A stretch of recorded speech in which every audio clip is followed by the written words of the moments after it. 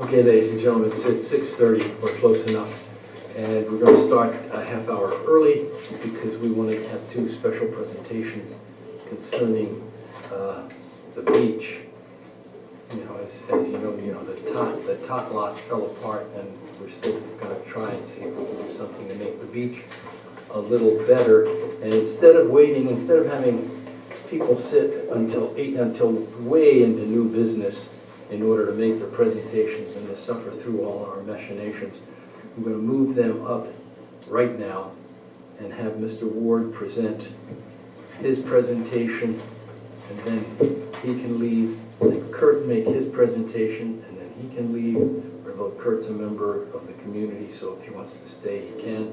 But something tells me that there must be a glass of wine at home. No, it's only delivered tomorrow. I'm sorry. I didn't mean to malign you like that. All right, well, anyway, thank you very much. Mr. Ward, if you would make your presentation. Okay, as far as everybody knows, I'm sure everybody knows, I'm Jamie Ward. This is my fiance, Michelle Pickle.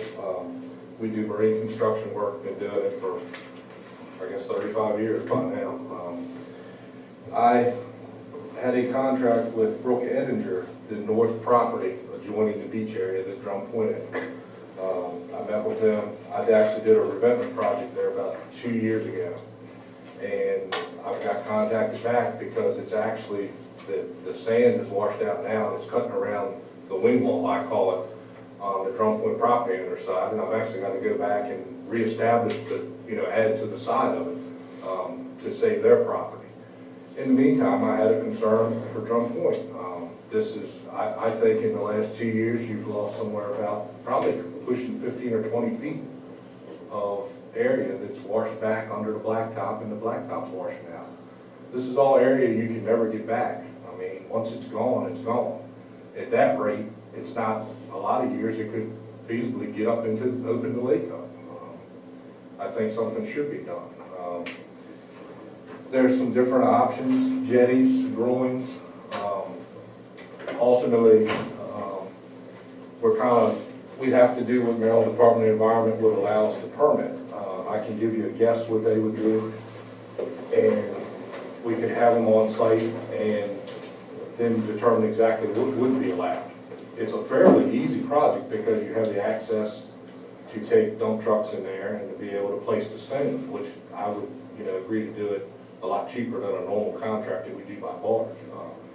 The stones cost us about $1,200 a load. I would say a ballpark, like a 50-foot jetty would be about $12,000. Naturally, it would could change with design, depending on what MDE says. I have a couple different ideas. I guess we could pass around. A typical straight type jetties are not really my favorite. You're kind of rolling the dice whether they work or not. They tend, on the bay shore, they tend to build sand on one side or the other. A more favorable, and I've kind of copied this from Harrington Harbor, a V-type jetty and something on the sides, and maybe do like a beach replenishment area, put some sand in behind it, which again would be very simply dump sand and spread it. I would probably charge the cost of the sand and $100 a load. I mean, just to try to help the situation out. That would be what I think. I've looked at it all my life, that whole shoreline. We've never had the pine trees washing out like we have down towards the point especially. Why that's happening, I don't know. But I think it's going to continue. I think something should be done. And the area we've lost in the last year, if you've lost 15 feet, I say you can't get it back because even if we do an offshore type jetty, MDE is going to let us measure from mean high water. Well, mean high water now is 15 feet back further than it was last year. So it just, we keep backing it up where you're not going to get it back, is my concern. And like I said, I just think something really needs to be done there. And you can get the permit for everything. If you decide to go that type of route, get the permit for it, maybe just try to put in the centerpiece, let it sit for a year and see if it works. If it works, great. There won't be nothing else. If it doesn't work, then add the sides or go for the whole project. We charge in this, I know it would be the drawings are pretty much a lot more detailed because it's an offshore. It'd have to go on Revamping. public It's gotta notice. go on public notice, it's Army Corps, state and county. We would charge probably $2,500 to do the permit part of it. MDE's gonna have a minimum of $750 fee to them. It's very possible they would double that and call it a major project. I don't think they will, but if they do, then I'd come back and say, hey, it's another $750. The Army Corps makes it go on public notice, that's minimal, it's $50 or something. And Board of Public Works. The permit's gonna take, in this, because it's public notice permit, probably up to a year. Minimum 6 They months. say 6 months, I haven't seen that. Which is a perfect time, really. It gets through the summer and it would be a better project to do in the winter. I just think something needs to be done, and that's, I'm not out here trying to drum business up, I just see it going. Okay. Can we keep those pictures? Absolutely. They're rough. That's all right, no, but it's We better than nothing. It was just an idea. Were you asking, was it, We want to wait. you said around 12K for a 50-foot jetty? Yes. That's each jetty? That's each jetty. It should be the normal water, for something we done on the bay shore like Long Beach, it's usually $300 per foot. It's usually one truckload does about 10 feet of it. You've got to do something fairly significant there. You can't just go put one little row of stone and just have it about a 10-foot base and it just won't stay there. It's a bad area. And with that design, it does leave openings if people do want to swim or take their kayaks out or something like that. A very There is good one. accessibility. A very good one to look at is Harrington Harbor. They've done something similar and built a beach there. Right on North or south? Here, south, South? right outside the jetty. Right out on in the front of that beach? Yep. Patterson Park did some stuff like that and it seemed to work. I don't think, it was my opinion, the association would probably not want to close it off. They'd want to leave it as an open area. Have they actually done anything as far as redrawing the mean high water lines and stuff, or is that? I don't think it's, MDE is not as easy to work with as it used to be. To speak delicately. And, if, to try to keep the permit, the simpler the better. They're not going to say that your mean high water was 15 feet. Yeah, Where it it's used hard to to be. reclaim. It's hard to reclaim. And whether you put sand behind it, you can do it in steps, try the breakwater, it builds up. Save the sand expensive, they build this up. Anybody else I have have a question. If we did the phase approach, we were talking about the V and then maybe the other thing. How, it seems such an amorphous thing to quantify if you're gaining or losing from year to year, because I think other conditions change and I'm confused about how we would really know if we were succeeding. Well, I don't, and that's why I don't like the straight jetty approach. We've done some of those up Calvert Beach, and some up there, what is it, the Plum Point area. But they tend to build on one side, not the other, where these types of breakwaters tend to build behind it. And it's all a little bit of a guess, I mean, but it's clearly something different out there than it, it's a lot worse erosion than I've ever seen in my life out there. Not just this property, the rest of the way down the beach. Does Harrington Harbor have that V-shaped Yes, configuration? they have a Okay. V shape, and Patterson Park kind of has a They- little bit of Okay. a V shape. And the theory was years ago, the state didn't like to do it because they changed the flow of the tide, and it would take from one place and put to another. Well, when it gets to this case where you have a significant problem, you have to do something. And maybe the rocks right north of there changed it some. But it's disappearing quick. And like the parking lot, once the parking lot's gone, to get a permit in today's world to try to put that back is just physically possible. The first 100 feet, they don't want you doing anything. Do we have any aerial photos from, say, 10, 15 years ago to see? Google Earth would be a great one to look at.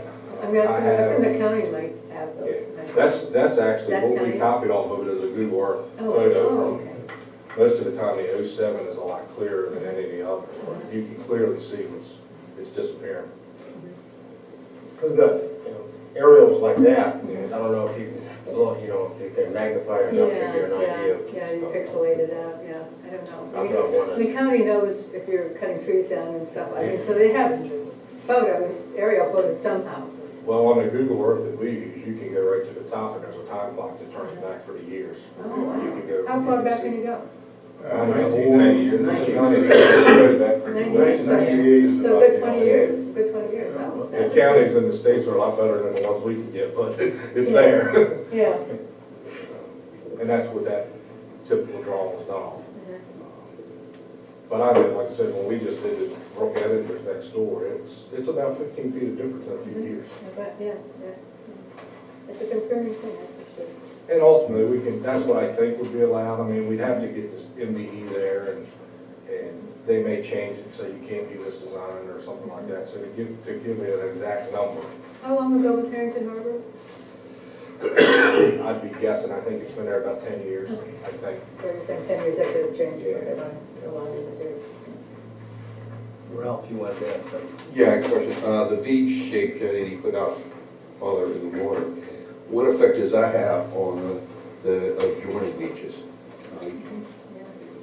The jetties, the straight jetties they should catch, I think the idea of the V-shaped jetty like that with the wing walls, I call them on the side, is to collect the sand inside. What it does on the outsides, I mean, any jetty tends to build up a certain amount. They seem to catch a little bit, but they'll catch more on one side than the other. What it's gonna do from there down, I'm guessing, I would be. Ralph, are you having a problem with it at Drum Point Club? Well, I think it's a concern. We Yeah. need to, Well, I think. I mean, are you having currently problems? Do you know that you know? well, no, not like you all are. Where it connects, there are a lot of trees lost right next to it. Yeah, So you can tell they lost 10 to 15 feet. yeah, but is that caused by, it's just, well, yes, we are in effect, but is it caused by the jetty that's out I there? don't know about that. Yeah, just know I that don't they're- know. I would think that's further down. Yeah. But yeah, that's, we are having a problem, Well, yeah. we also Yeah, have, maybe there could be a two parallel projects.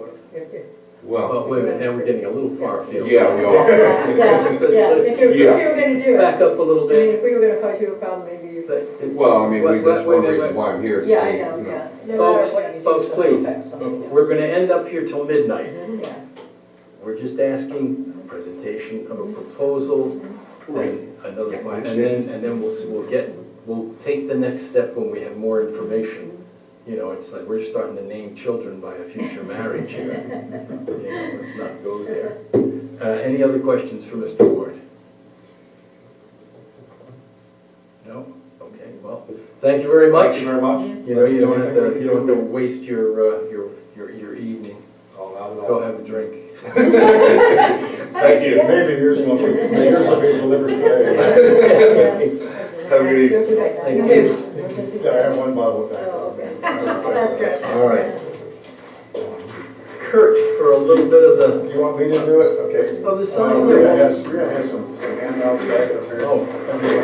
We're talking about Google Earth images, so I prepared a series of Google Earth images over the time period that there's data available. Plus, I've got some other stuff to put in. And a couple of things I wanted to do when everybody's got a chance to look at this.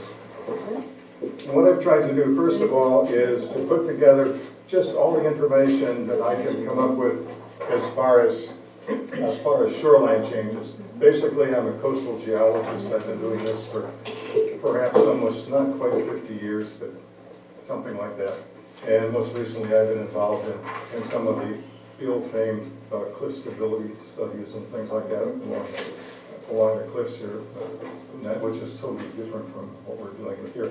But what I wanted to do is the packet of photos I've got shown. The first one is basically taken off the Maryland Geological Survey website, and basically it shows the gross shoreline changes since 1848. And this is a picture of Drum Point, and basically you can see pretty much the linear shoreline. The white line is the shoreline in 1848. The red one is 1942, and the yellow one is 1993. I mean, the main thing to think about here is that you can see the amount of accretion that's occurred at Drum Point, how much Drum Point has grown over that time period. And the thing to look at too is the amount of recession of the shoreline up, let's say, up further north along that map. You can see that that's really coming out of the higher cliffs at at CRE, and then our high bank shoreline basically comes down to where a DPPOA beach is. Basically, the high bank shoreline has experienced a lot of back or undercutting of some of the high bank areas, and all sorts of coastal engineering devices have been added over the past, 30 or 40 years, something like that. Next one is simply an enlargement of the whole thing, really showing you, get a little bit of an idea of where the DPPOA beach is. It's right there, right where the trees end and where you can see the open space where the lake is. And you can see basically the little sort of cut where the outlet to the lake used to be back in the 1840s. But you can see how much land has been added. And the main thing to think about as a geologist, and it's a very key thing, is that you cannot have a beach unless you have erosion. You have to have erosion to have a beach. If you shut off the erosion, you don't have a beach. I mean, you need a constant supply of sand. You can conceive of it as a river of sand, in our case, running north and south along the shoreline. And for everybody who's put out a shore structure which catches the sand.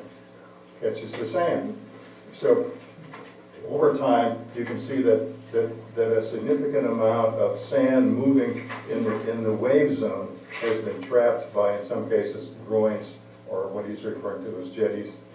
And that sand is no longer available and coming down the beach towards us. Okay, so we're at the short end of the line, where it all ends. The next picture is the same thing. This is the earliest one that I was able to come up with on Google Earth, and this is 1998. It's pretty poor. But what I've tried to do here is, you can see there's a little black arrow, which is the intersection. You can see where the shoreline of our DPPOA beach is. And what I want to try to point out is, it's hard to see in this picture, but there's a dark line to the left of that, and that's the end of the riprap or revetment that homeowner's put in. In other words, right there, right there, you see that dark line? Yes, Okay. this little circle. This little Oh, spot this- right there. Okay, so here. So, but right there is where that riprap is. Okay, that was 1998. Let's just, look at some of these things in sequence to see what's happening through time. The next picture is actually one that I was involved in. This is 2001. It was part of a study that we were doing at USGS, and we got the Wallops Island people to fly the shoreline for us. So this is 2001. And once again, I want you to look at where the little black arrow is drawn. You can see clearly now that the shoreline for the beach here begins where that riprap ends. Okay? See how clear it is? How clearly defined? All right.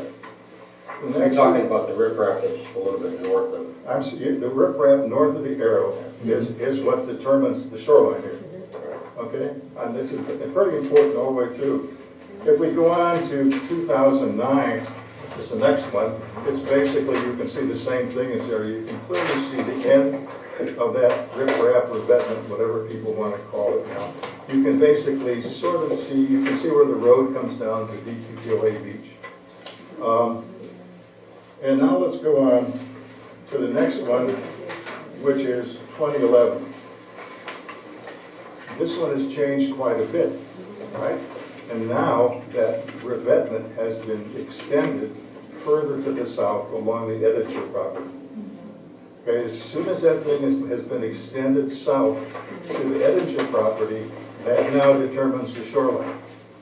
So the end of that revetment is now the controlling point that defines the shoreline. And this is what happened in 2011. That's only 2 years. I'm telling you, that's, So you're the only thing I'm saying is that we know that revetment was installed between 2009 and 2011. So you're saying there will be I'm saying, no additional land? so what I'm saying, what I'm trying to point out is that the revetment has caused the reconfiguration of the shoreline, and now determines where the shoreline begins. Where the trees are here. The next one is the same thing in 2013, and you can see that that the beach is in the same position in 2013. It's at the end of that than what we're gonna call a revetment. The big, this and another one, this is the last clear image that Google has. This one is October of 2013. And you can see the end of that revetment, and you can see where the north end of the DPPOA beach begins. So once again, what's happening is that the point of demarcation for that revetment is controlling the geometry of the shoreline, and this is controlling the shoreline as you see it. Next one, what do we got? Next one, you can try to get more recent photographs, and the only place you can get some things that are later off of your iPhone, really, off of iPhone imagery, which is in some cases more up to date than the Google Earth. This is the one which is basically today, all right? It's basically, you can see sort of a straight line all over to the left that says, what looks like this is an extension of what was Overlook Drive, coming through the original platted area of the Drum Point Club. And you can see that the blacktop coming down through our DPPOA beach was the original road coming down to join the Drum Point property at the present gate area. Right? You can see, so once again, you can also see clearly that the shoreline in 2019 today is really being determined by the end of the revetment that's there, okay? And when Jamie was talking about bringing around the nose of the Eddington property revetment, this is a picture of what he did. And basically, it's the control point that controls the shoreline position for the Drum Point Beach. And then the next one is basically some pictures that I took back in 2015. You can see that where the revetment is located. You can see all the old blacktop and things like that. But once again, you can see that that's where this beach begins. And go on more further, and this is one that I took this past February. Now the beach is cleaned up thanks to a lot of things. But you can also see exactly that the shoreline position is beginning at the end of that revetment. And the point I'm trying to make on this very clearly is that this revetment is determining the present shoreline position, and it has determined the shoreline position since 2011, okay? It's not something which has just happened. This has gone on since 2011, and then the single controlling point has been the end of the riprap on that property. And well, that point made, the last one I've really got to show you is just an image of the Drum Point Club, along with all of the parcels that really made up the original platted land that's currently the Drum Point Club. You can see the position of the road that was originally going through that lower part of the Drum Point Club, which connected with the blacktop coming down to what's now the DPPOA beach. Okay, the thing is, what we tried to do when we did this back, and I think I put these things together for a project. Actually, I did these things at work, and then we put it together for a project for the Drum Point Club. But you can also already see that the lots over near where the DPPOA beach is, you see where the parcels are? Those were already gone in 2001 when this image was taken. So in other words, all of this land has disappeared. You know, you can see the original property lines. And now what's happened is that all of that land, at least in 2001, was already taken away. The bottom line in this is that, once again, the shoreline position has already been determined. It's been consistent and stable in its position since 2011. And the question is, I'm not sure what you want to do about it. And another time, if you're interested in understanding the coastal process involved in a lot of the engineering structures, I'll explain some of the things that Jamie presented and what they do and don't do. But that's probably a topic for another thing, another time. And I don't want to go into it because I don't want to lecture everybody. Well, I do have one question for you. Yeah. And it's a concern of mine. we don't want to do anything to hurt our neighbors. Right. Is that either of the two or any of the three things that Jamie proposed, is there any of those that would not hurt Drumble Point Club property? All of the methods that he suggested would have immediate effects on the adjacent property. Were he to put a groin or a jetty at the property line, that would immediately cause immediate erosion of, of that portion of their beach. So that's the simplest thing. I think the one, I don't know if I've got a good image in here someplace, I just want to show you, let's see where it is. Someplace it is in there. Just up the shore from the property owner's beach, there is a situation where a property owner put in a jetty, right? Immediately to the south, it totally took out. Is that the causeway? That's the little causeway, where the guy is complaining about this little bridge and things like that. There was once an entire lot there, and when the property owner immediately to the north put in a jetty, it basically totally took out that lot. Was that the other lake place? It's at Surf. It's on Surf Drive. That's where it's, anyway, On the actual shoreline, Right at the end of- not right Surf. So it's really kind of amazing, because I can't remember, I think that John Gray used to have some property packages that he used to use It's right here. when he was here. He did art map. Art map kinds of things, but it was really kind of neat because you could actually take the original plat maps and put them, superimpose them on what the present topography and shorelines are, and you can see all the lots that have been basically taken away each and every time somebody has put one of those things in. I have one more question, then I'll shut up. Okay. The thought that, and I've seen this at Jefferson Basket Park, if you put that V, just the V, out in the water with no jetties going out, what effect would that have?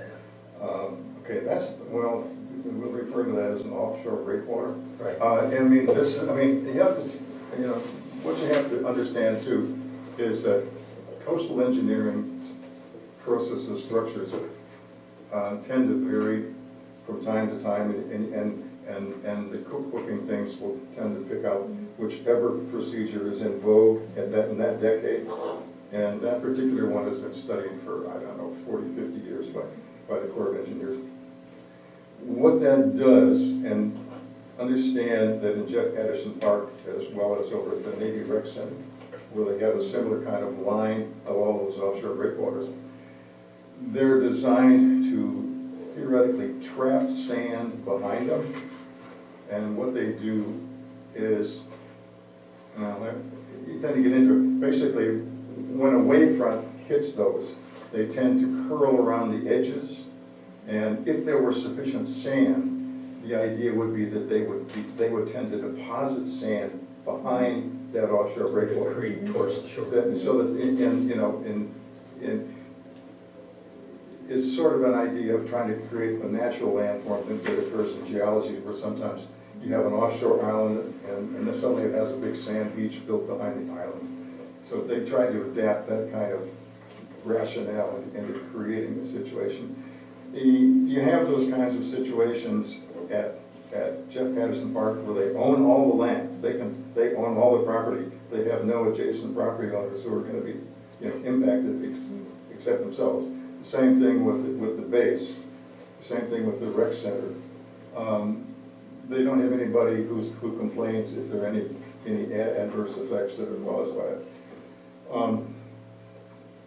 None of the things that Jamie talked about, they're all common things that marine contractors talk about use, and once again, as I say, they're cookbooked in manuals, and that's what is being done. But if you had to rate, I said I only had one more question. But if you had to rate, wouldn't the offshore breakwater be the least intrusive to the neighbor's property? No, because it would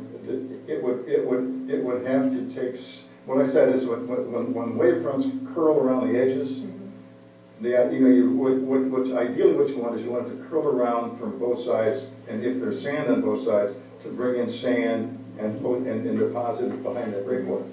Were you to do it, that would require some sand to be taken away from the adjacent property at the Drum Point Club to help fill in behind it.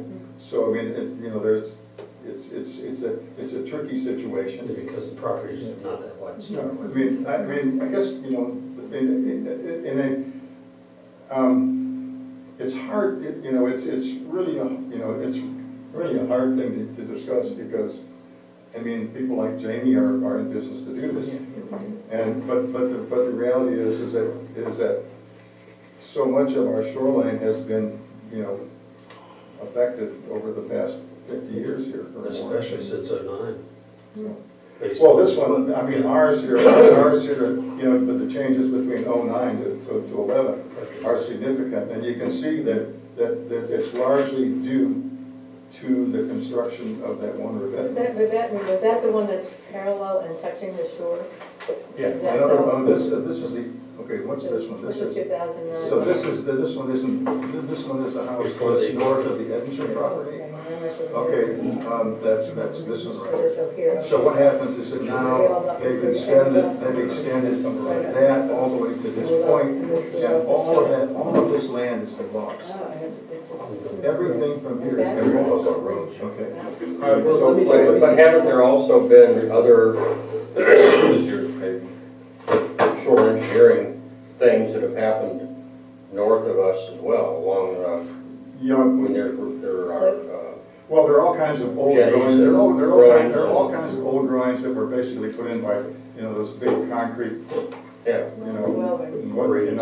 whatever they are, those old sewer. Well, Ray. Well, They're Well, those were all put in, before there was any real concern, or before there was any really permitting required. And now what happens is that you can still get permits to repair those, because you can get permits to repair existing. But it's hard to get any permits to put in new. Depending on when they were, you can't tell on the timing of it, but wouldn't those also impact what's happening as far as accretion or depletion of beach? Well, okay, I think maybe the last image I showed you, maybe the 2013 one, which is the last clear one that I had. I guess it's pretty hard to see here, but there's no sand north of those revetments. There are structures up there which were put in to trap sand, and they're not there. There's no sand. I think I had some other things that I brought Well, in. like here's a big jetty coming out here with all kinds of. Yeah, And then this is all gone.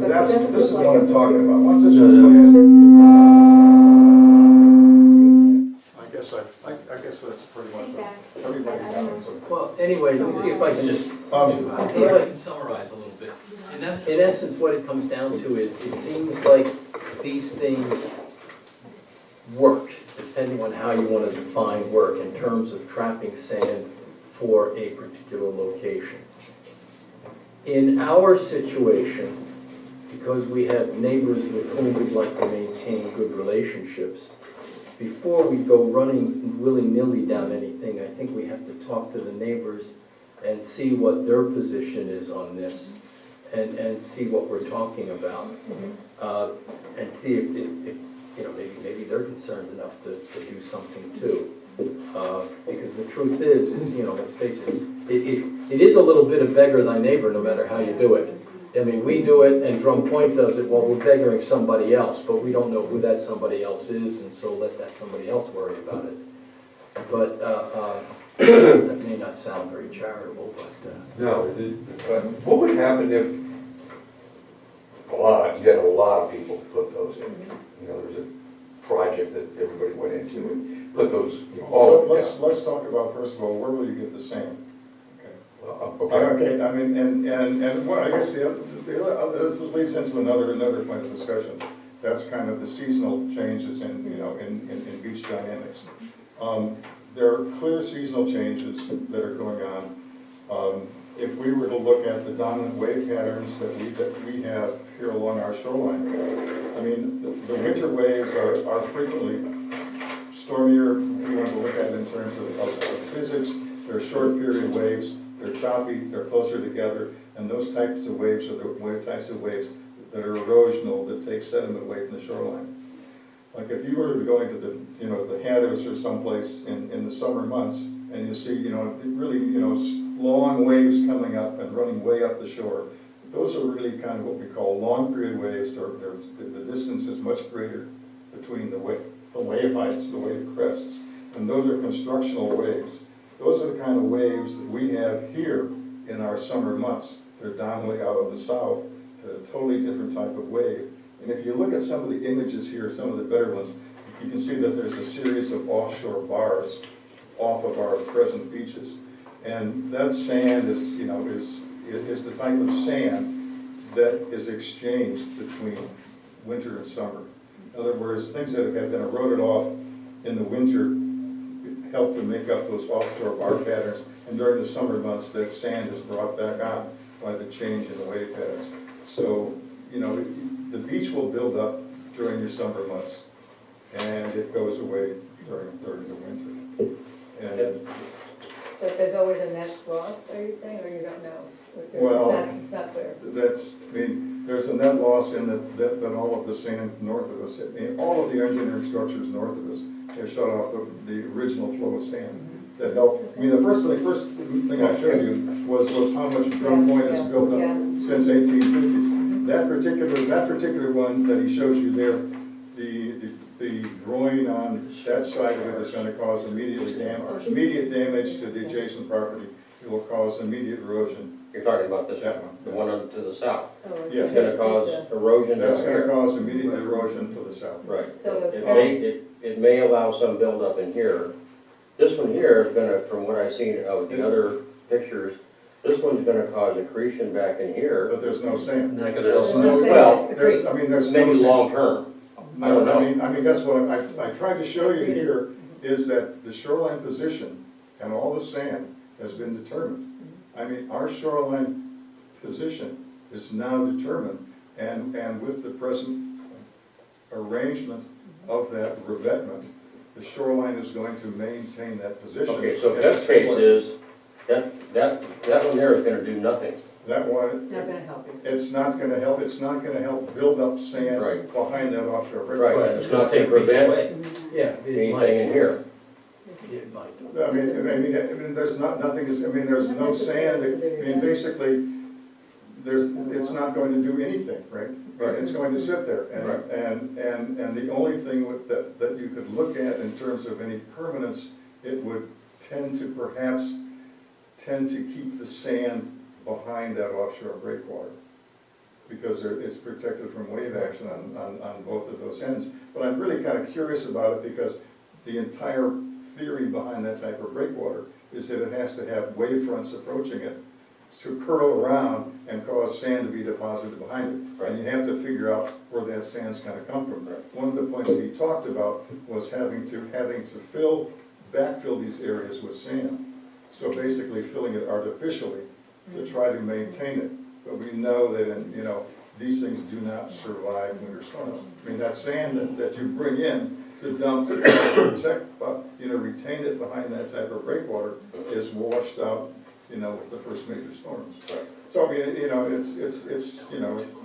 it's kind of, to me, it's kind of a Well, tough situation. okay, that, what are we calling it, that offshore revetment, or whatever we're calling it. If we were to do one, and let's say Drum Point were to do one or two, what would be the overall effect of that? You mean the bees? Yeah, the bees. Well, if you did that, okay, let's look at it this way.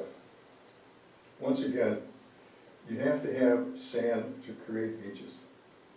Each structure that you put in, whether they're a groin or those structures which you want to design to trap sand.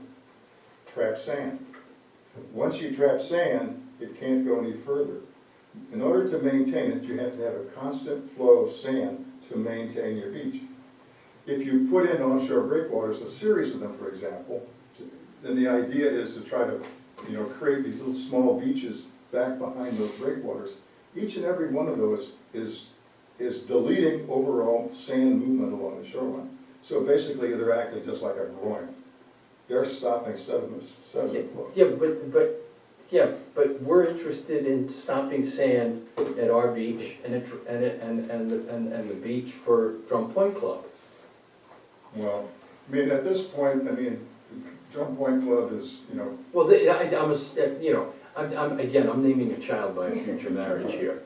well, You know, you know, but obviously, this is, I think it has become fairly obvious that this is, if this is something that's gonna go forward, we're gonna have to, you know, sit down and do some sort of cooperative discussion. Otherwise, we just leave ourselves in the hands of Mother Nature, and Lose our beach. if we have a beach 20 years from now, we have a beach. If we don't have a beach 20 years from now, we don't have a beach. But at least in the short term, it looks like it's been pretty stable. that's what I'm arguing with you, is that it's been stable since 2011. Right. Okay, So, and it's been messy. so it's not like we're losing beach. No, you're not losing beach. In fact, one of the things, I mean, I'll just open my mouth and make a recommendation. If I wanted to do something down there and to maintain a place for people to basically have a good time, I would try to find big grading permits to bring sand in to build up the area that's there and stable, and to make it a comfortable place, rather than trying to go through all the engineering stuff and taking all of the potential impacts that the engineering would have on this property and others. And that's me. I mean, you know, I've tried to demonstrate, nothing's changed since 2011, Right. right? Except that it got messy and everybody hauled the junk off, you know, all the old asphalt off. So where would you place the sand that you bring in? Well, I Back mean, toward the lake? well, I mean, the only, Where there is sand now. where there is sand now. Is there a way to I mean, hold it, basically, make it stay basically, there? Yeah, but isn't that what's gonna get washed away? Yeah. no, it's not. If you bring it in, it's not gonna be washed away. Because what I'm trying to say is your shoreline is fixed now, and it's not gonna change. Because The of only, the the only, work the that's only, been the only land, in my view, the only land that's going to be lost will be a sliver of land in the Drum Point Club as that shoreline that's been determined continues to take sand out on the Drum Point Club property. That's my take on it. Well, what can they do? Well, I Do mean, they want to? See, you're saying from, kind of, we've lost beach south of where DPPOA's beach is. yes, and basically the shoreline, I'm saying is that the shoreline, we got all mixed up on all the drawings now. Yeah. But anyway, it's, you're gonna have a sliver of land, which is basically consistent with the present shoreline of the DPPOA beach. Yeah. And that shoreline is determined by the end of the revetment of the Edinger property. And I've tried to show that prior to that, the major retreat of the shoreline was caused by, was determined by an earlier revetment. Okay, and this may be a dumb question, but, you know, I'm not geologist, so here by, them putting in the, riprap, and they didn't put a jetty in, they just put the riprap along the shoreline. How does that affect? Because it's not a jetty where it's catching things, it's just preventing that shoreline from being scoured. being, Yeah.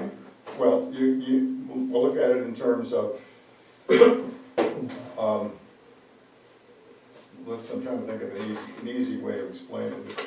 It's, I mean, I look at these as things that basically being points of inflection as far as wave action occurs. And I think that in that case, what's happened is that that's affected the wave action as it approaches the shore. Because it's not pervious anymore. You can't absorb it, push it. It's impervious and pushes and it. every, you know, because the river flows south, it's the flow of, I mean, you can look at it, I guess you can look at it in terms of, that's the present river bank. Look at it that way. In terms of a river of sand, that's the present bank of the river. But that would be the easiest thing to say. I When have, they put their riprap in, they didn't have to do this and say, Do what? like, talk to the neighboring properties because of the impact. They were just allowed to do that because it's their personal. They got a permit. Technically, the only reason we're talking the Drum Point Club is because we happen to be good neighbors. Right, But so we we don't don't, have we to. don't legally have to. Well, I'll stick up for Brooke, the Vengers, he's our treasurer. From Point Club, and he's a really good guy. He was simply reinforcing riffraff that was already there. Oh, So he okay. was grandfathered in, but re-shore that But on, why did But you to do get a that? Was he losing permit, some? because he was They would have to losing say shoreline. okay. Oh, do they? Yeah, take care of the process, yeah. Oh, that's right. Yeah, Because because, it's a variance. yeah. Well, and he The said state there came would to me be to I ask for- have a Public question that's notice. really quite important, I don't remember. in my mind anyway. All right. So, looking at this picture which shows the offshore bar systems, sandbars, I have a concern that if we're doing anything, we don't do anything that might jeopardize the relationship of this lake draining. Because if something were to happen, this is not very wide. What, if we did something that, could we do something? Have a succinct question here. Could we do something that would jeopardize, maybe closing this drain and make it come across our property? Is that a possibility? I mean, you could, in a major storm, you could probably, have an, you could probably have an opening, a curve there. I mean, like right there. Yeah, right there, that's at the narrowest part, but I have, and the same thing, and I'm not clear on this, because I've been down on the beach there after major storms, and I'm not sure how thick the sand is there, and whether or not there's really an underpavement of marsh silts and sediments that are under it. I'm almost thinking that the sand here is a thin veneer on top of something that's harder. Well, there's asphalt under a lot of it. I mean, that's- below the asphalt. Well, I mean, I think there's probably clay or silt or something. I don't know. Okay, so one more time then. So, putting the V thing out there wouldn't protect it?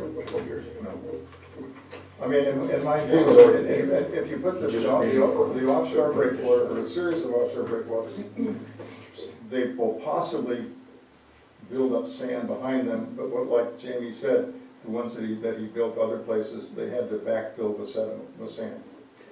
And so, I mean, it's just, this is a sticky thing, but I'm trying to be as straight as I can on the thing. Are you saying, though, if we did nothing, that this, on this picture Gary just referenced, this would stay stable?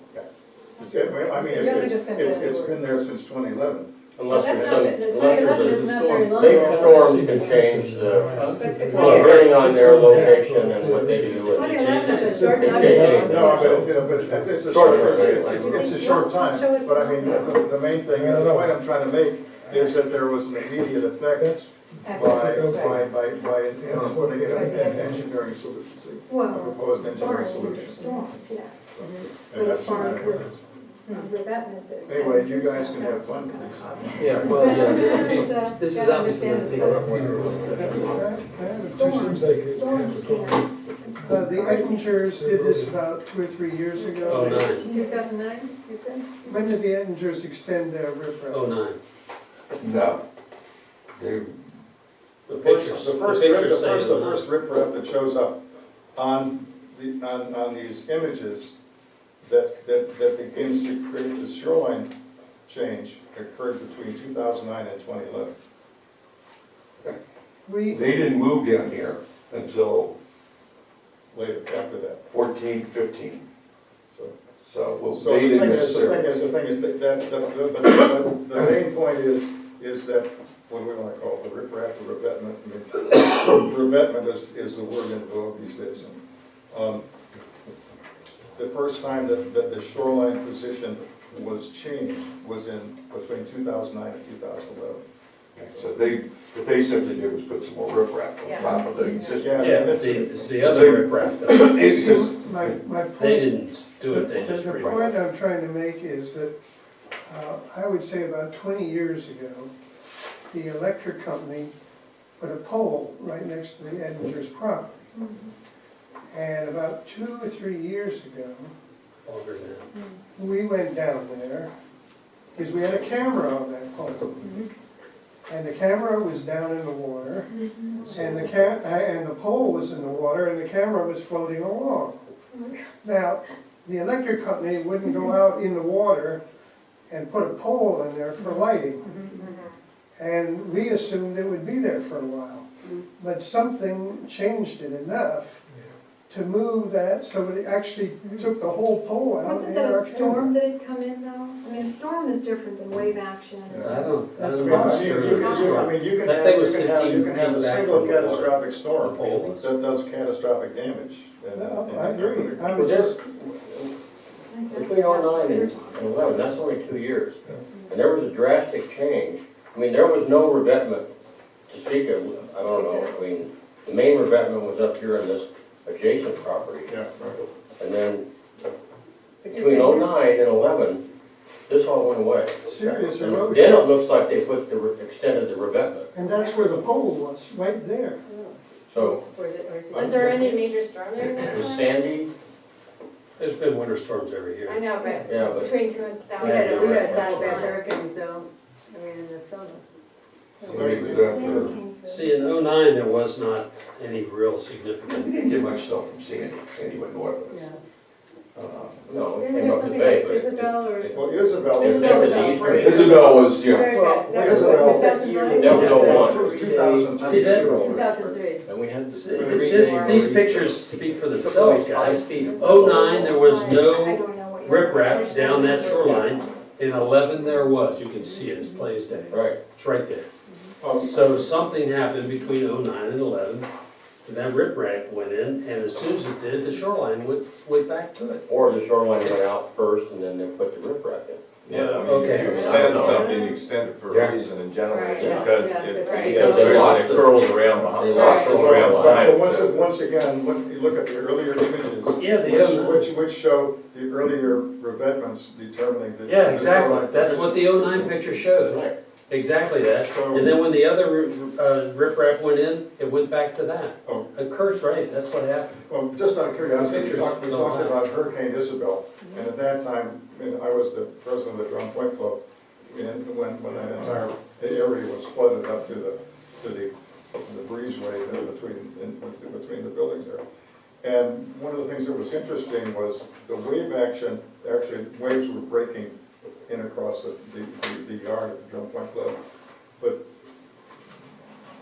the wave action at that time took sand from the offshore bars offshore and piled it up as a new sand beach about 3 feet tall, just in from the present tree line, which was kind of amazing, but, just in, one storm like that. So, yes, in fact, one catastrophic storm can bring about major change. I can tell you that, because I haven't been here that long, but shortly after I was here, I have an upper lawn and a lower lawn, and the lower lawn used to go to the beach.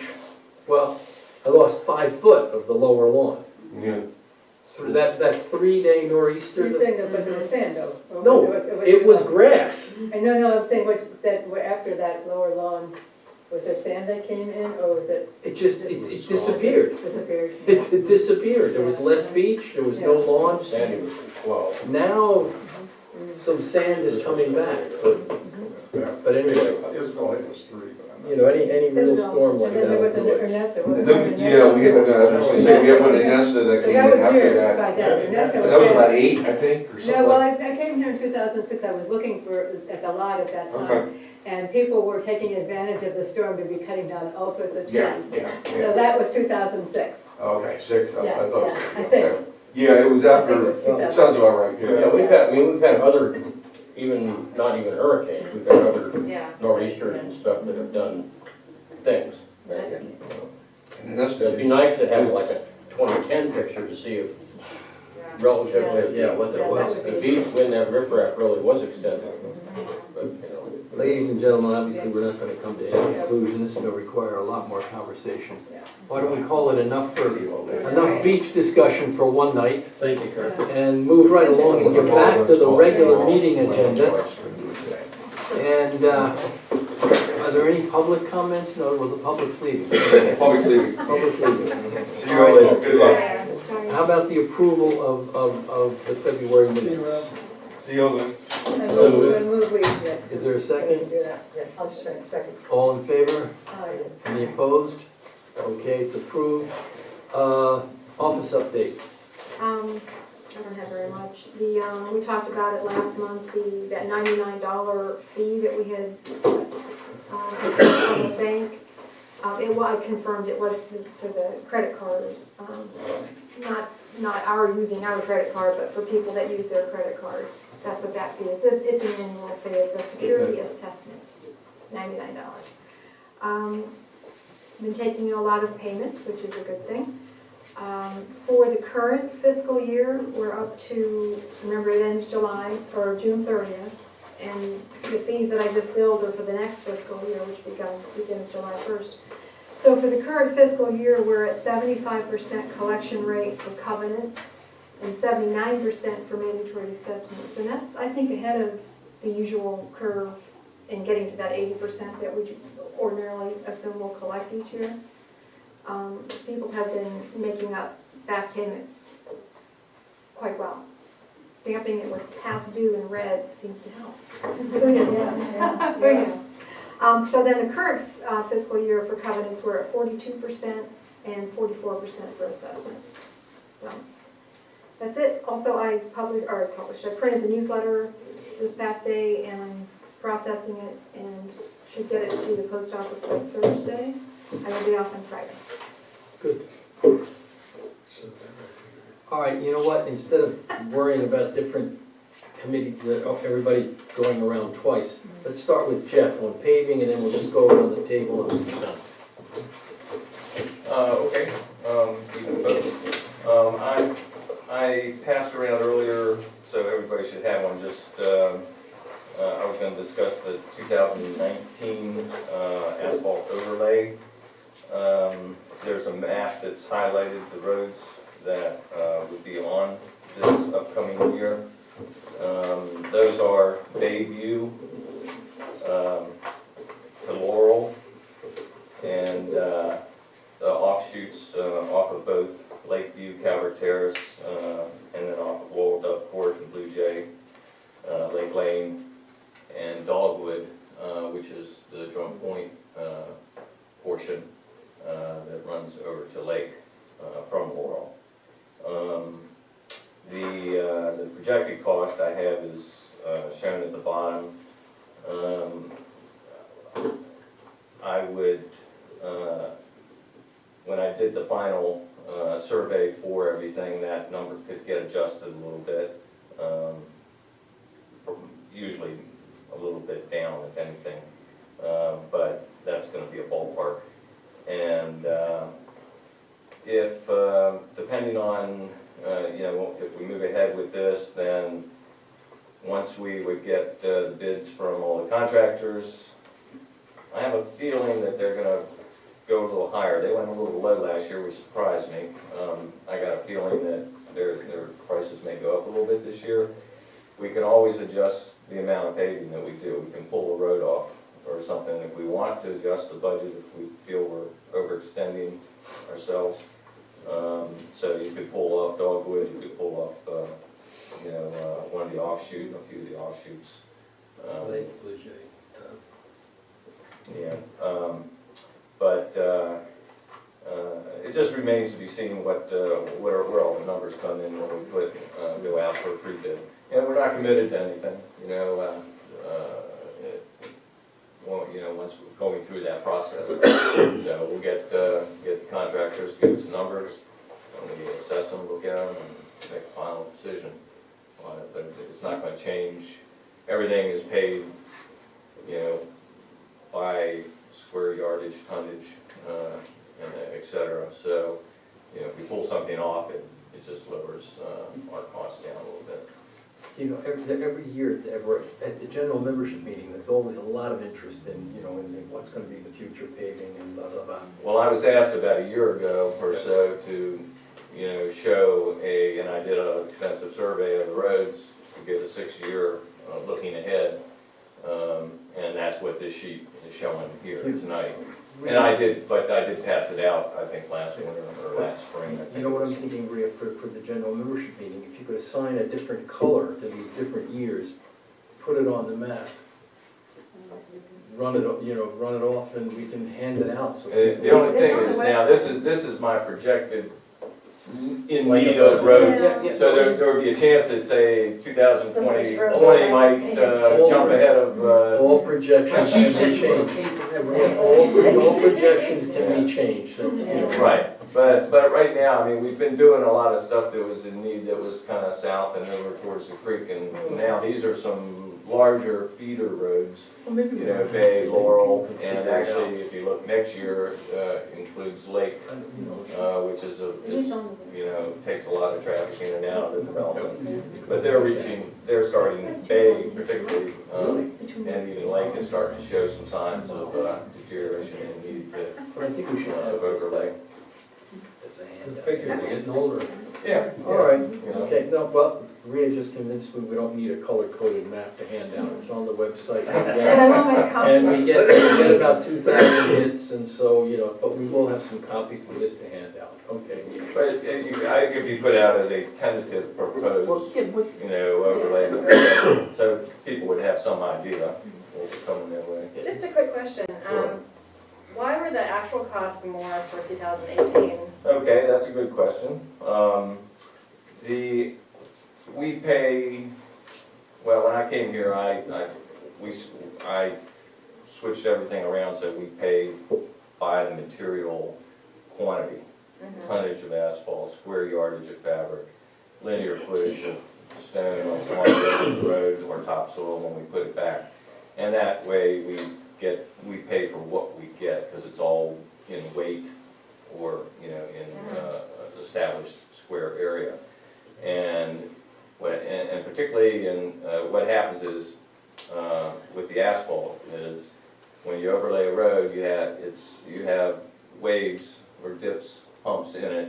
So you have variations in the thickness. You want to try to smooth the road back out. If you have, if the shoulder is dropping off, you're going to hold the gate up on the paver so you don't do the same thing again. So you'll run heavy in areas. So when I establish what the cost is going to be for something like this, I take the square yardage of the road and I establish how many tons of asphalt it's going to take to put 1.5 inches on it. That's as if it was going to have the exact same, shape to the road. But when we pave it, all detail down, you need to hold it up higher here, we need to, just to even things out. And so almost always we'll overrun the cost, Not always, we did have a year where we underran. And then sometimes we may have an area that's failing and needs to be fixed, or asphalt needs to be put down prior to us doing the final overlay. So it varies. And even with the fabric, there's overlap on the fabric. It'll eat more up on radiuses. We're paying by the square yards, and sometimes if there's extensive overlap, that can run a little higher, but that cost is not as much. But it usually is because of asphalt. anything else? Peter, let me make a motion Go that ahead. we adopt this as our plan going forward. Oh, do we need a motion for that? I Yeah, I think thought we the should. fact that he presented it as a proposal is, Well, if the board decides we're gonna move forward with this, then what I would do is I have a lot of work in front of me to put the whole package, the bid package together, and I would mark everything out on the road, all the transition times. That's why we need to accept it. yeah. It wouldn't be done, I'm looking perhaps that we would probably try to do this in late August, early September, just as the heat of the summer's kind of cooling down before they start in the fall. Although this year we may go through the bidding process in the early July, because I'm gonna be out of town for a couple weeks in end of July, so. All right. So the motion is to accept it so that Jeff can move forward with And this. there's a second, all in favor? Aye. All opposed? There we go, we got it. Okay, now, safety, Peter. I have nothing. That's good, thank you. Very quick to get out. I'm getting hungry. Check it, I'm still working on the cameras. That was at least better than saying, I know nothing. That's That's it? That is it. All right, good. Mike, anything to say? No, not really. Asha? No, I just, there's a lot to think about in terms of this beach, project or possible project. I mean, I even felt like, Danny was putting ideas out there, but there's no guarantee that it's actually gonna work, and it's definitely gonna be very expensive, so. Because he said, let's try this, and if this doesn't work, then we can add that, and it just seems like, That's why we need a way to quantify this. Yeah. Well, Yeah. that's, there's no guarantee. Well, yeah, well, first of all, even, we have to get at least another contractor or to tell us what he thinks it might cost and what he thinks it would do. And then there are all the concerns that Kurt raised, Right. what does it do to the property next door? We gotta talk to Drum Point Club and what do they think? And, there's obviously a lot more to think Yeah, about in no, I that understand. than we can. Do we need a little committee to do this, or just, like, maybe you and I meet with Ralph and discuss it further and bring back a report? Actually, that's probably not a bad idea. Well, he kept mentioning Harrington Harbor, right? Should we check it out or something? I don't know. Sure, there's lots of And places we Patterson can Well, look. there's a They lot were of places saying, to though, that look. they took all of the sand Yeah. around it, Yeah. so that's different for I us. don't know if You wanna get involved? I don't know if Harrington Harbor. Yeah, but I I mean, think- that guy right there would be Well, the Whatever, if subject I'm matter involved, expert, but. Kurt's gonna be involved. Yeah, no, Because you know- Kurt's the expert, Yeah. that's all I got.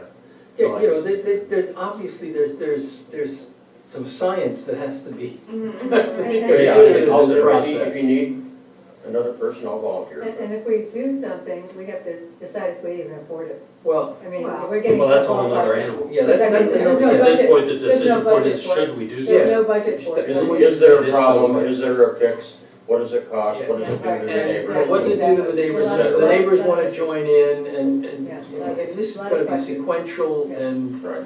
And it's not gonna be next month. No. It's oh, gonna heck take a no, while. yeah, it's gonna take a while. Long time. Unless it's even a permit, it would take a year. Okay, I would be glad to help with that. Yeah, So Gary, Kurt, and Mike, is that what I have on the committee? Sure, yeah, that I sounds mean, good, if that's okay. sounds good. I'll do it over drinks. All right, good, okay. Like I said, my wine comes tomorrow. Oh, yeah. You better double that order. Well, send it to my house like you did the beef, Oh, please. yeah, like I did the beef. Oh. Yeah. Gina, anything? No, I'm just wondering, because, like, you've got the Drum Point Club. Well, the river is on one side and the bay is on the other. And the beach basically is on the river side. I don't know how, if you put something in, does that affect the sand that's on the river side? I don't know. I don't quite understand, the whole thing, but I can see where it might be better to dump more sand in there and build the beach up that way than to,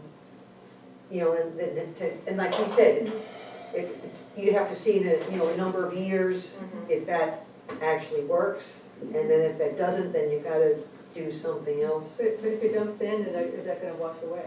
It just- But like he said, you're not putting it right at the shoreline, Bring it you're back. putting it, Because it will wash away. yeah, it will, I it mean, will. the other, Tony, is this Literal still vote. part of the discussion, or shall I say, Sure. that you wanna do something else?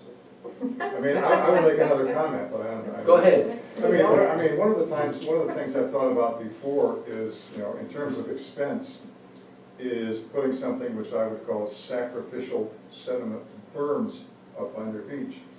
In other words, basically, you would build up the beach and you would bring in that sand, it would be sort of a sacrificial dune berm, if you wanted to call it that way. And storms might take it out, and then you replace it. And it would be, in my mind, it would be infinitely cheaper to truck sand in than it would be to pay for the major construction of things like breakwaters and. Yeah, so in essence, that would be sort of an annual, Yeah, an annual spring An expense. annual or every 5 years. Or I don't something. know. I Yeah, mean, the depending thing on what is, the the thing weather's is, like. if the shoreline is in is in a fairly stable position now. It would seem to me that if you were to do this back from that shoreline, that it's not gonna recede any further. To me, in my view, the shoreline has receded as far as it's gonna go. Unless there's some catastrophic sea level rise going in. How big is the berm would be, how tall? would it be? Sea level rise is gonna be Okay, minimal so in the people bay. going to the beach could still I see read that. that. Well, the whole Would East be- Coast is sinking, so. Yeah, you know, but wait a minute, what is it? AOC says we have to do something in 10 years or 12. 12 years? I want a Just plane, budget 2 I want a years. train ticket to Hawaii. And we gotta do something about those barring cows. Anyway. Jack, Well, Maria and I went over the balance sheet and profit and loss statements today. Everything seems to be on track. As we mentioned, revenues are coming in kind of budget. And almost all of the line items as far as expenditures are spot on, including snow plowing, which is just a little bit over. our Amazing. estimate, really, considering how much we have this. It's just because we spent it all in shore. Yeah, that's it. Can I just add something to what you just said? I had emailed the reports, and then Jack found a couple of little things I hadn't done. I hadn't split out our insurance cost and so on. So if they look different than what you saw in your email, that's why. Second set of eyes, always a good thing. It was teeny amounts, so. Well, it was just a split. I mean, the overall expense didn't change, but, you know, where it belongs kind of changed, so. Gary, if, in case you haven't noticed, it's been really wet. yes. And, I mean, water, any amount of rain at all creates ponds, because the ground is absolutely, I'm surprised we don't have trees falling left and right, it's so wet. In fact, some are, but, and falling trees has not been our problem, Mark. In the last 2 weeks, we've had, is it 3 or 4 different calls about Yeah. culverts and things that people think they're not performing properly. In some cases, that is the case. Some cases it's not, it's just so wet. There's no place, what are you gonna do? The water is just, it is what it is. However, we do have a couple of culverts that our casual labor is gonna have to take care of. So, and that's, you know, I expect we'll get more phone calls. But if it stays dry, reasonably dry for a couple of weeks, all of this will soak in and it'll be better. But right around the roads, it's just all the swales and everything full of water, it's terrible. But let me back up quickly for Rhea and the welcoming committee, I forgot about that. Because I jumped in there and then I forgot. Yeah. Okay, Jenna and Asha came in on the 13th of February and assembled 4 buckets. I distributed one because the gentleman came in and I send out letters, as everybody probably knows by now, urging people to come in and so on. And so I did distribute one, and Cindy and I talked today, and she's going to stop by Martin's Jewelers and to see if they want to continue to participate. They were participating last year and kind of fell by the wayside. And then also the marina on Rosby Hall Road is here. They want to contribute again. But so far, it's going nicely, going well. So that's it. Bonnie, environment, Nothing. thank you. No, nothing. Well, you just, hey, ask me. All right, so we're done with that. Peter, old business nominating committee. I've submitted the nominating committee list to you, and it was endorsed by everybody, so. Do you need a motion to accept it formally though? Is that here? Didn't we do It's on that? Ed's email. I thought We did didn't. that. Did I we don't accept remember it? doing it. Done and. I mean, we can do it again. Who's on Maybe it? we did. Who's on it? Everybody Done should and be. they did it. passed it Everybody down, here the and- 50 cents. Jenny Jenny. Right, Rice. Jenny, oh, she was on it too. Did we Move to accept Those are the the four- nominated. Oh, I mean, that's committees. it. All Second. right. There's a second. All in favor? Aye. All opposed? Okay, that's done. And now all we have to do is schedule the next meeting. No, you've got Southern Culvert Land Trust. Oh, Wants to make a quick That's- proposal. oh, That's oh, correct. oh, Isn't that what you did, or? Yeah, that's me. Is that me or you? It's me. Oh, thank God. No, this is me, that's you. Get a name Kurt, tag. Southern Calvert Land Trust, boy, oh boy, I missed that altogether. I didn't read it, I figured it was What is just that? all. Good thing I didn't go. Yeah, that's Okay, true. Anyway, I mean, basically what I wanted to do was, I mean, since our land trust is, has been preserving, property here in the community, for, 15, 16, 17 years now. And Drum Point and White Sands have sort of been the major communities where we've been preserving land. One of the things we wanted to try to do was come up with some kind of gesture where we could give something, even minuscule, back to the community as just a gesture. And one of the things we were thinking about, we tried this out in White Sands, but we wanted to see if there were places where the county bus stops and where we could actually put in a permanent bench where people could sit and wait for the bus, which we would be willing to put together, finance, and have installed. And we tried it with White Sands, and they were first of all afraid that it would be a place for dealing on the corner. And so they suggested they turned us down. But I was thinking, is there something that you would like to do here on this corner as a bus stop? What corner are you talking about? Well, just here. Lake and, Yeah, I mean, do right that at at the- Red right- Curve. I mean, right at the office. It's up there. Yeah, they don't do that here. I mean, So are we talking just a bench or an enclosure or? Well, it'd be a bench, but we were looking at some fairly substantial permanent benches that were concreted in and things like that. People have to bring and their own what kind, umbrellas. what kind of buses run by? How many buses The come community by? buses Yeah, come. come Twice on, a do day. this? Okay, I'm asking. And they I know there's one guy on Dogwood that takes a bus daily. Yeah, but- people walk down and up from, it's between here and Chestnut is where they. Oh, okay. I was just throwing out as an idea to see if that's something you want to consider, and if it's something that, you're in favor of, we would pursue it and try to give you I think it's a nice idea. Do we want to think about it, or we want to make a decision? I mean, now, I think or- it's, do you want to have this to be a waiting place for the community county bus line? Where would it be? Well, here on the. On our property. Corner. Oh, just right here on the property. Here on Yeah. the corner. On Lake or on Beretta? Loretta? Up in Beretta. Beretta's County, you'd have to keep it out of the right of way. Anyway, it's just a thought that I wanted to throw out to see. Well, I think it's such a good idea that I would consider talking about putting an enclosure over it so people can get out of the rain.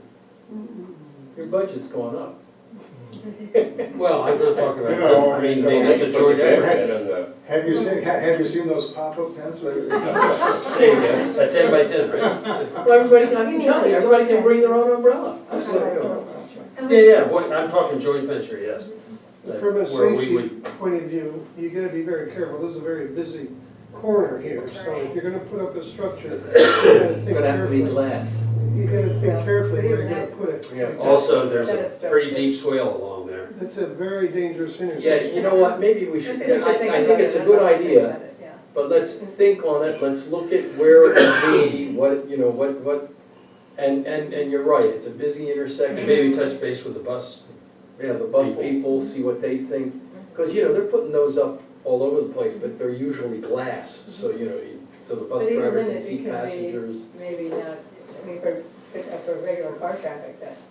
Well, yeah, Want to be so able to see people can down turn below the to see corner if they and. get. Yeah, I can't imagine putting it anywhere near right here by the corner, it would have to be offset. Well, yeah, we'll have to talk to the bus people and see what, Yeah. it's a Well, great anyway, idea. This is an idea I just wanted to throw out and see if it was something that, that it's something that we could do that's, it may be small, Well, obviously, you're getting a favorable reception, Yeah, it makes sense. it's just, there's a lot of questions. Yeah, well, there's always a lot of, stuff in between. Yeah, no, yeah. Well, would you give us a proposal to do that? Yeah, basically what we would do is that we would give you a proposal, and we would show you the type of bench that Well, would be, why don't we? and how it would be constructed and that kind of stuff. If if you're interested, I mean, we can pull this. If you're of interest, if you give us a proposal, then we can act on it. Sure, okay, all right. And we can see how to expand it, or, if put some sort of enclosure Heat around and it or air something.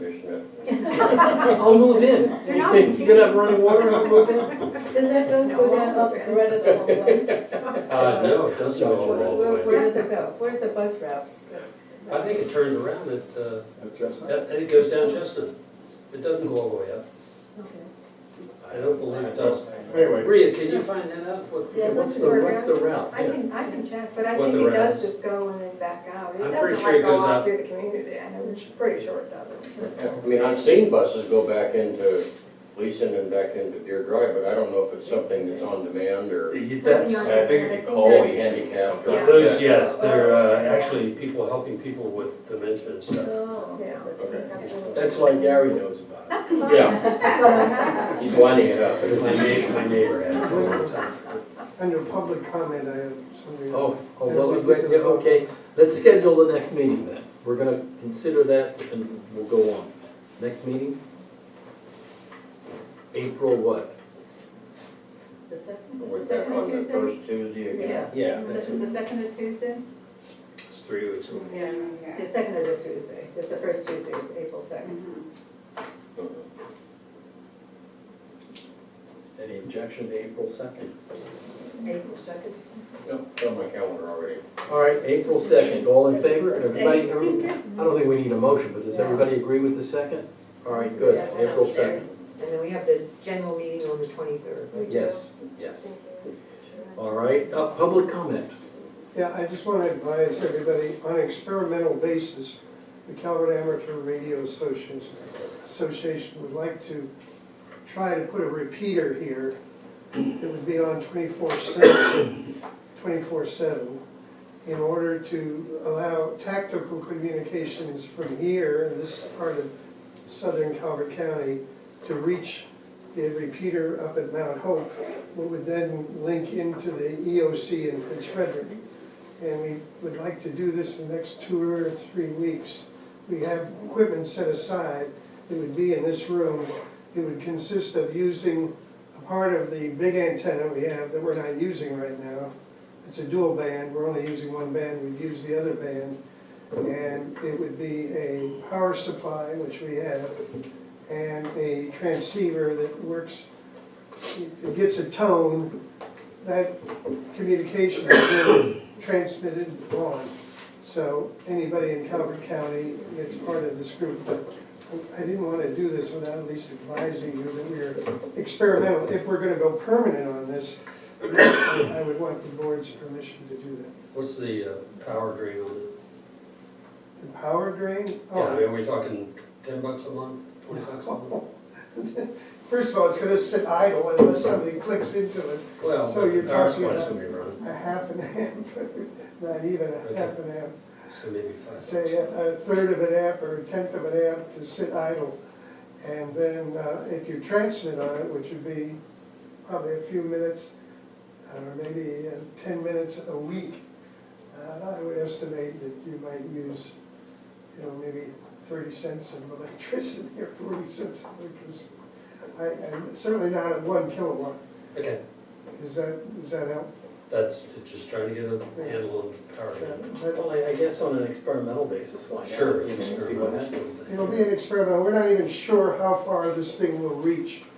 Our estimates are that it probably won't be strong enough, but we're having a very hard time finding a place.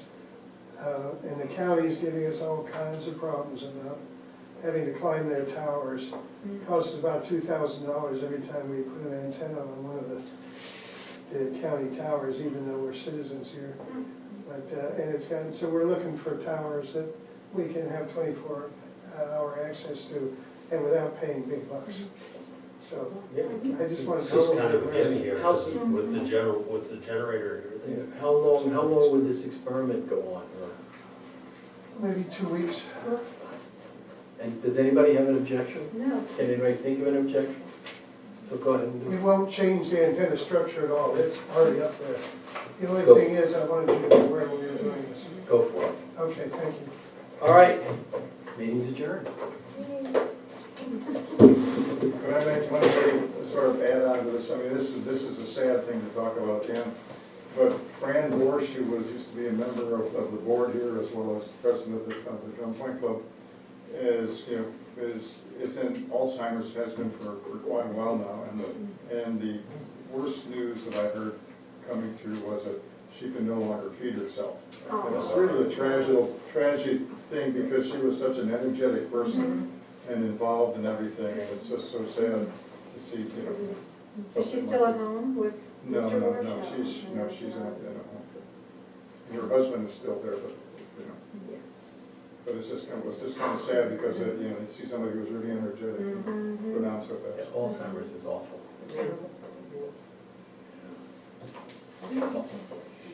All right, folks, well, good time was had by all. Oh, yeah.